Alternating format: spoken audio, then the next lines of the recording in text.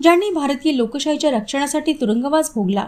संघर्षाच्या काळात कुटुंबापेक्षा राष्ट्र प्रथम ही भूमिका घेतली आणि प्रसंगी भूक तहान विसरून केवळ भारत माता की जय हा ऐक्यमेव नारा हृदयात कोरून ठेवला। त्या लोकतंत्र सेनानींनी राज्याचे माजी वने, सांस्कृतिक कार्य व मत्स्य व्यवसाय मंत्री आमदार श्री सुधीर मुनगंटीवार यांना आशीर्वाद देण्यासाठी आज चंद्रपूर गाठले। वाढदिवसाच्या शुभेच्छा दिल्या आणि आमदार मुनगंटीवार यांच्या हातात कुटुंबातील ज्येष्ठांप्रमाणे खाऊ ठेवला। हा हृदय क्षण अनुभवताना स्वतः आमदार मुनगंटीवार देखील भारावून गेले। आणीबाणीच्या काळात कुटुंबाचा आणि स्वतःचा जराही विचार न करता केवळ राष्ट्र सर्वोपरी म्हणून देशासाठी कारावास भोगून संघर्ष करणाऱ्या लोकतंत्र सेनानींचा आवाज आमदार श्री मुनगंटीवार यांनी विधानसभेत बुलंद केला। त्यांना दरमहा 20,000 रुपये मानधन मिळावे यासाठी संघर्ष केला आणि या संघर्षाला यश मिळाले।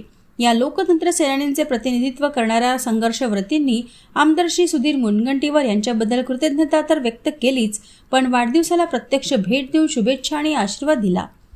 यावेळी लोकतंत्र सेनानी संघाचे महासचिव विश्वास कुलकर्णी जळगाव, प्रदीप ओगले सांगली, अरुण भिसे व पांडुरंग झिंजुर्डे यवतमाळ या सर्व लढवयांना भेटून मन अंतःकरणापासून भारावून गेले। या निस्वार्थ सेनानींच्या समर्पणाला माझा शतशः सलाम। त्यांच्या जीवन कार्याला न्याय देण्याची संधी मिळणे हेच माझ्या आयुष्याचं खऱ्या अर्थाने सर्वात मोठं भाग्य समजतो, अशी भावना आमदार श्री मुनगंटीवार यांनी व्यक्त केली। लोकतंत्र सेनानी यांचा मानधनाचा मुद्दा सरकारच्या लक्षात आणून देणे हे केवळ आमदार श्री मुनगंटीवार यांच्यामुळे शक्य झाले। तसेच आमदार श्री मुनगंटीवार यांनी दिलेल्या निवेदनावर कार्यवाही करण्याचे आदेश मुख्यमंत्र्यांनी दिले।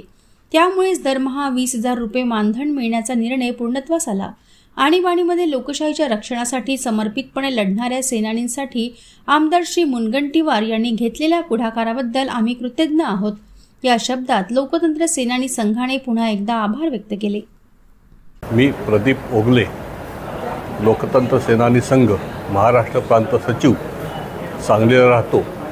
आत्ता मी सुधीरभाई मुनगंटीवार यांची प्रामुख्यानं त्यांनी जे आमचं मानधन वाढीसाठी राज्य दरबारी असणारे अनेक दिवसाची मागणी पाठपुरावा करून मान्य करून घेतली, त्याबद्दल त्यांचे आभार मानण्यासाठी इथं आलेलो आहोत। तसेच अन्य काही छोट्या मागण्या ज्या आमच्या आहेत, जसं छत्तीसगड सरकारनं त्याचं कायद्यात रूपांतर केलं तसं कायद्यात रूपांतर महाराष्ट्रातही व्हावं, ज्यायोगे आमचं मानधन सरकार बदललं तरी बंद होणार नाही। आणि तसंच सध्या मानधन मिळण्यात जे छोट्या छोट्या प्रशासकीय अडचणी येतात त्यातही मार्ग काढावा याची विनंती करण्यासाठी आणि परत एकदा त्यांचे आभार मानण्यासाठी आणि त्यांच्या वाढदिवसाच्या शुभेच्छा देण्यासाठी मुद्दाम आम्ही सगळेजण इथं एकत्र आलेलो आहोत।